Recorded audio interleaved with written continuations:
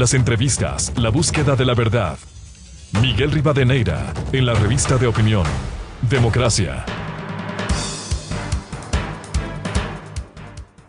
8:07 en el territorio continental ecuatoriano, en la revista de opinión Democracia. Damos espacio a un diálogo con el señor subsecretario de Gobierno de Gobernabilidad, Juan Manuel Fuertes, para hablar precisamente en la coyuntura política, cómo ve el proceso para lograr que la Asamblea Nacional responda no solo al planteamiento del Ejecutivo, a la demanda de los ecuatorianos, como es la generación de empleo, una reforma fundamental. A los tiempos, a los años, un gusto saludar a Juan Manuel Fuertes. Muy buen día, Juan Manuel. Buen día, Miguel. Para mí también el gusto es similar. Un saludo para todos los oyentes. Bien, ¿cómo ve el escenario de la Asamblea Nacional cuando se requiere primero pasar el filtro del Consejo de Administración de la Legislatura, que se entiende por mandato constitucional, artículo 140, deberá tramitar, y luego el escenario de la Comisión Legislativa y el Pleno para viabilizar este proyecto que engendra la búsqueda de solución a uno de los problemas, el empleo? Por sus obras los conoceréis, dice el libro de los libros, y me parece que no hay que ser demasiado exhaustivos ni profundos para concluir en las enormes dificultades que en general en este último tiempo se observa en la relación entre el gobierno nacional y el Parlamento ecuatoriano, y consecuentemente verificar que el escenario al que tenemos que vernos abocados en el proceso de aprobación de esta propuesta legislativa va a estar marcado por una cantidad de tropiezos, sumado además a estas declaraciones prematuras de bloqueo que han anunciado algunos sectores.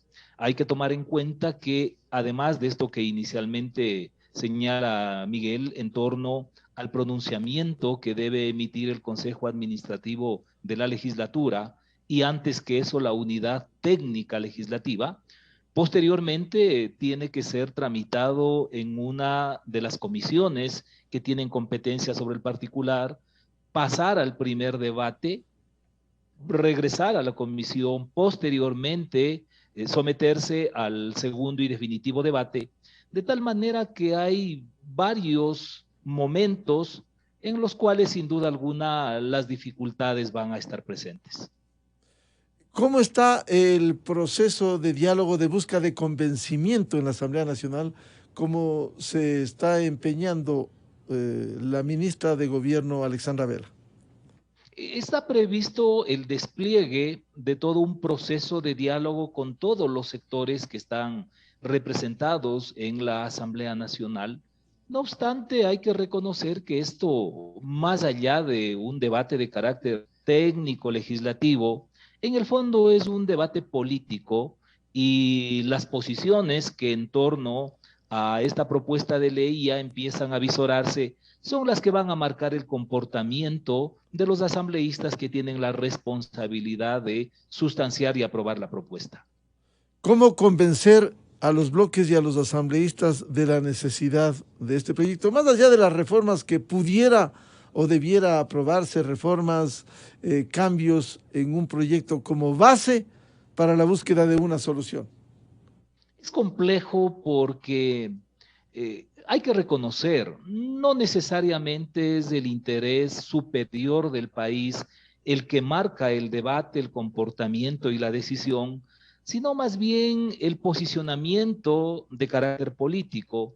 Tampoco en la misma onda de lo que señalaba inicialmente, cabe desconocer que la Asamblea Nacional atraviesa por un momento complejo como consecuencia de la revelación de algunas inconductas de varios de sus integrantes, y lamentablemente por esta simplificación, por este reduccionismo que suele hacerse antes que reconocer los errores, buscar responsables, y de eso a quien le están responsabilizando es al gobierno nacional, lo cual posiciona un prejuicio alrededor del cual se desenvuelve la actitud de los asambleístas, de las bancadas legislativas, en torno a las iniciativas del gobierno.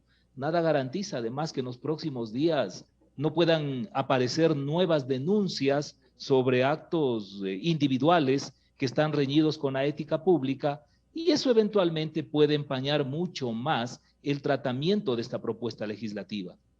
Eso pudiera complicar aún más, doctor Juan Manuel Fuertes, la búsqueda de acuerdos, porque el país quiere acuerdos mínimos. ¿Quién puede estar en desacuerdo con la lucha contra la corrupción, la inseguridad, la desnutrición crónica infantil?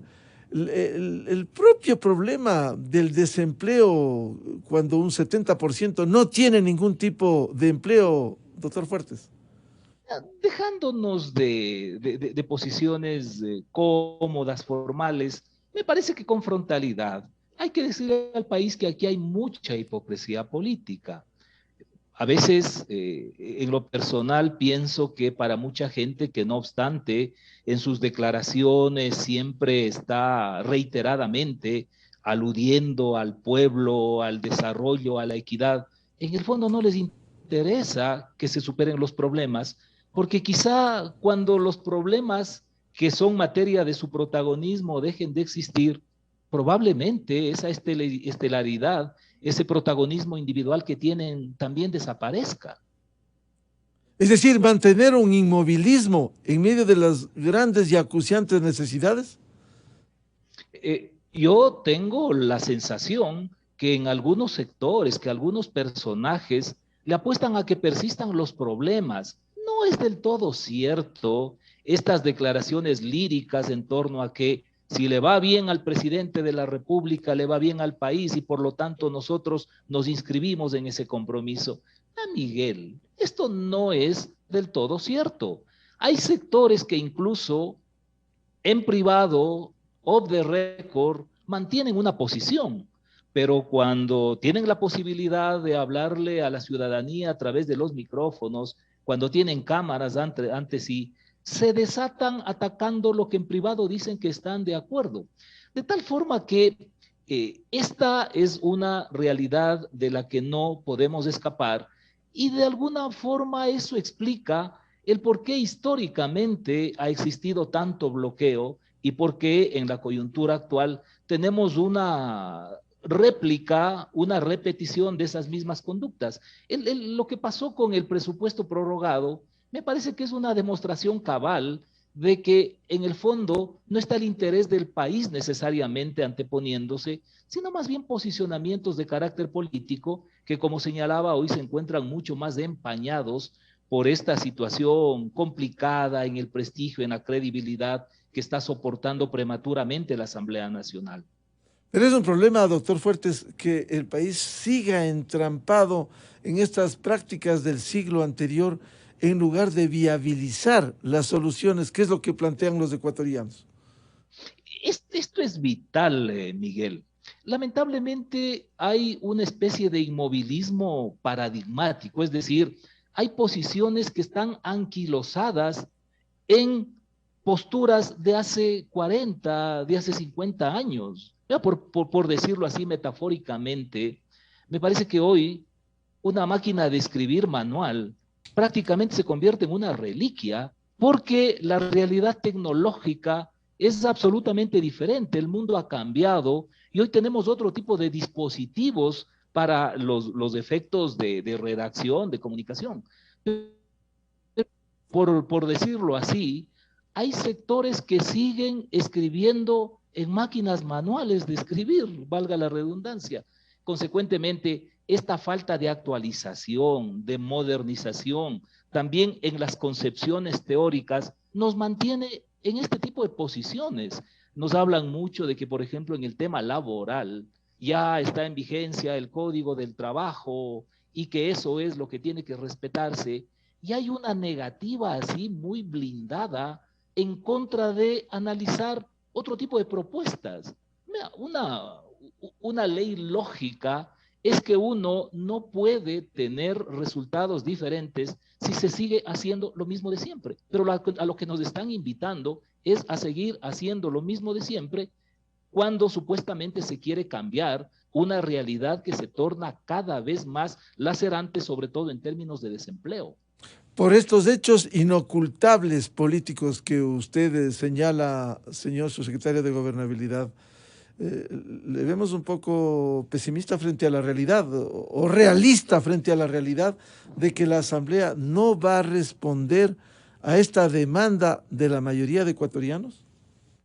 Incluso, y esto digámoslo con frontalidad, el riesgo no únicamente radica en la posibilidad de una devolución o de una negación a la propuesta del Ejecutivo, sino que puede abrirse el espacio para la perversidad política y que en el debate legislativo termine aprobándose una legislación que resulte inmanejable y que termine complicando muchísimo más la vida de los ecuatorianos, cuando no se pone en primer lugar el interés de la nación, del país. Sin duda alguna, los instintos más perversos de la politiquería pueden encontrar asidero. Pero eso sería muy grave porque lo que le va a conducir al Ecuador a peores días. En lugar de buscar soluciones al empleo, simplemente sería el desbaratamiento con una acción de quienes son los llamados a contribuir a la solución. Y hay que identificar sectores claramente que están en la Asamblea Nacional, el correísmo, Pachacuti, el propio Partido Social Cristiano, que ya su líder, Jaime Nebot, ha hecho declaraciones claras de decir no a estas opciones. El riesgo existe, no podemos negarnos ante una realidad que la estamos viviendo todos los días.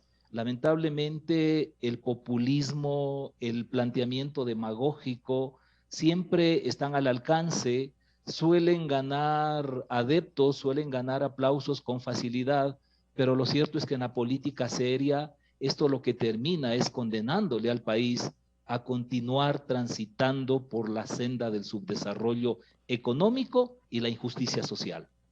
Frente a esas realidades, doctor Juan Manuel Fuertes, el camino constitucional pudiera ser finalmente de ocurrir este bloqueo o estos cambios sustanciales en medio de las necesidades, pudiera llevar a la herramienta constitucional o la consulta popular o la muerte cruzada? Bueno, lo de la muerte cruzada no está para nada al momento en la agenda del gobierno nacional.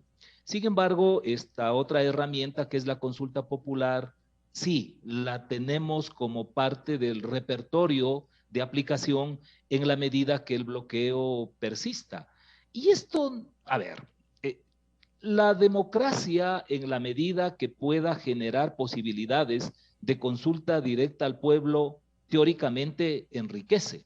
Pero lo que no se puede perder de vista es que cualquier proceso de esta naturaleza es también un espacio de desencuentro, genera más heridas, abre más distancias, y esto en torno a lo que se requiere para impulsar el desarrollo de un país no es lo más adecuado.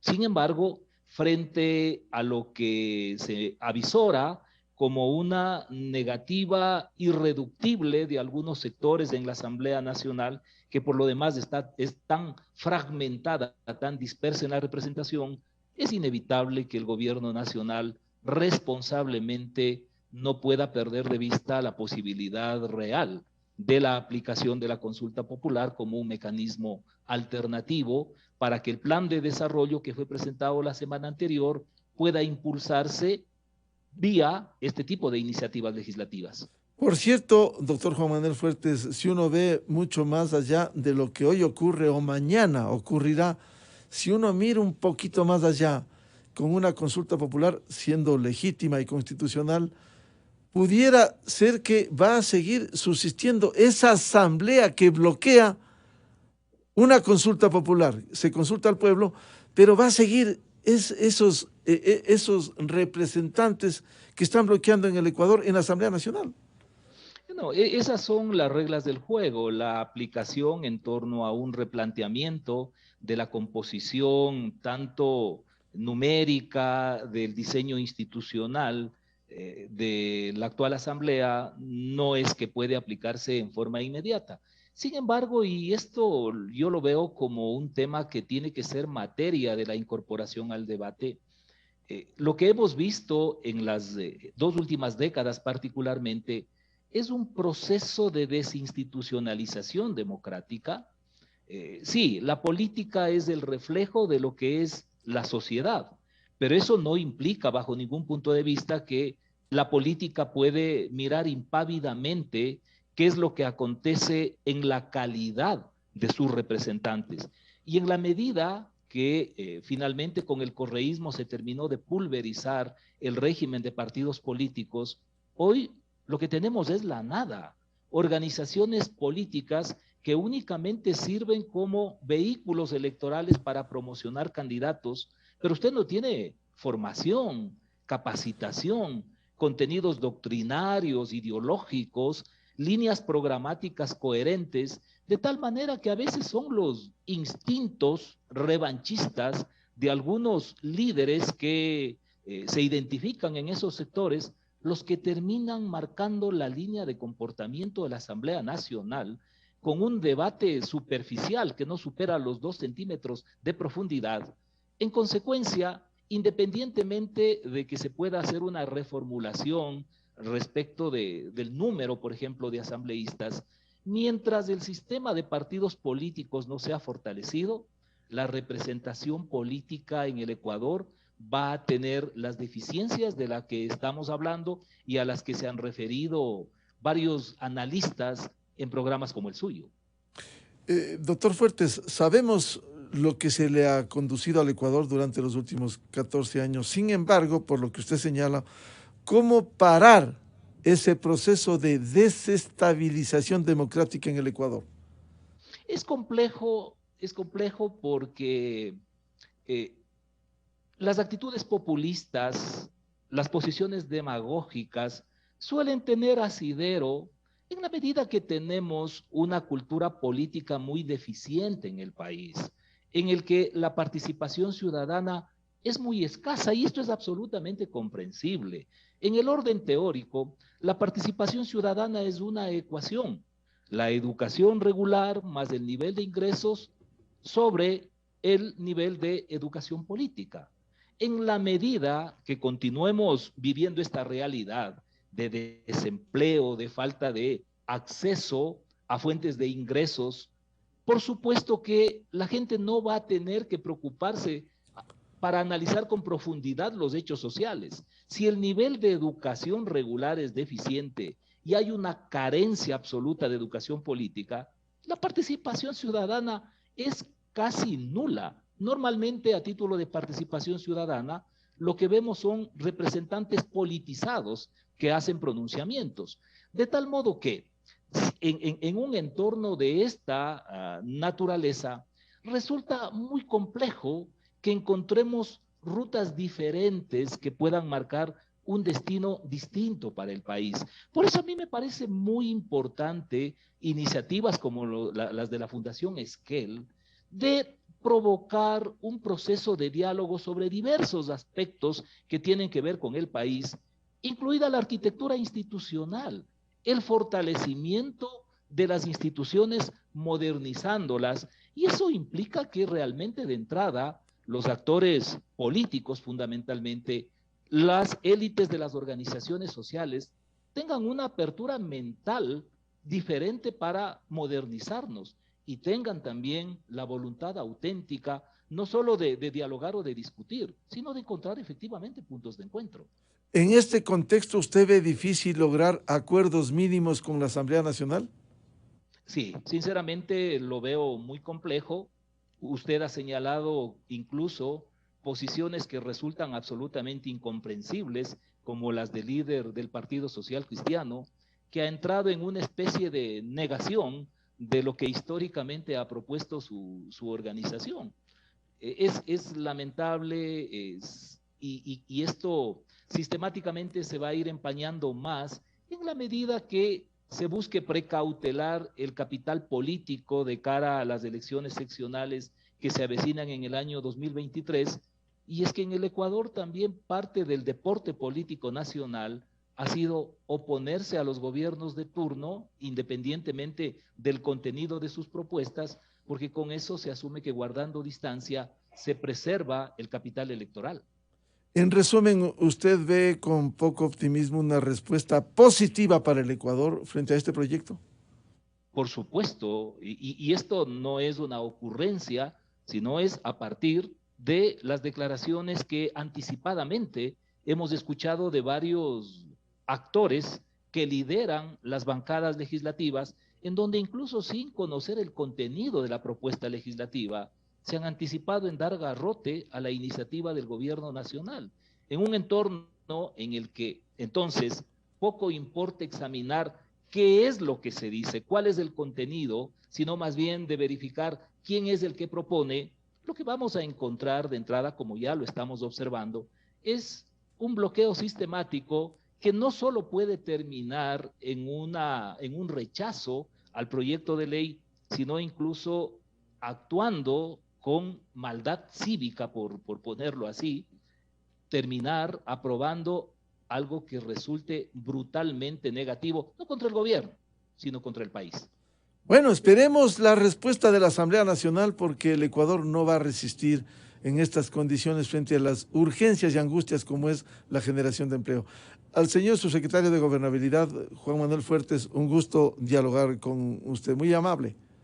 Gracias, Miguel. Ojalá me equivoque en mis apreciaciones y nos den una sorpresa positiva a los señores asambleístas. Ojalá. Gracias nuevamente por el espacio y por la paciencia de los radioescuchas. Muchas gracias. El subsecretario de Gobernabilidad, Juan Manuel Fuertes, en la revista de Opinión Democracia. 8:29 minutos en el territorio continental ecuatoriano. Pausa publicitaria y tenemos previsto diálogo con la embajadora del Ecuador en Washington, D.C., Ivonne Baki, para hablar del último viaje del presidente Lasso en Estados Unidos, los contactos, los diálogos, su presencia en la Organización de las Naciones Unidas y las relaciones del Ecuador con los Estados Unidos.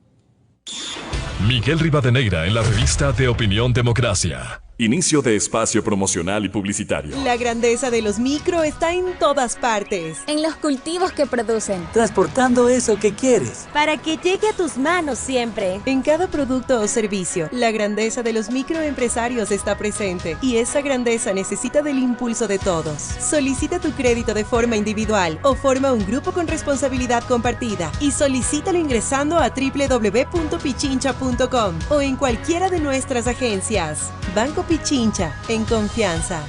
Posgrados Universidad Politécnica Salesiana te invita a crear tu propia historia. Es momento de iniciar tus estudios de cuarto nivel y ser parte de una nueva generación de líderes. Conoce nuestra oferta en posgrados.ups.edu.es o escríbenos a nuestro WhatsApp 093-966-7574. En redes sociales encuéntranos como Posgrados UPS. Es hoy, es ahora. Estudia posgrados en la Universidad Politécnica Salesiana y juntos construyamos ciencia. Inscripciones abiertas. Aquí en esta plaza Eloy Alfaro, en donde estamos enfrentando la situación más triste de la pandemia, la secuela más atroz del virus, que es la pobreza, que es el desempleo. Pero también se abren las oportunidades. Las autoridades tenemos que ser esos facilitadores, esas autoridades que ayudan al que necesita honradamente trabajar a diario. Rumbo al Bicentenario, Alcaldía de Quito.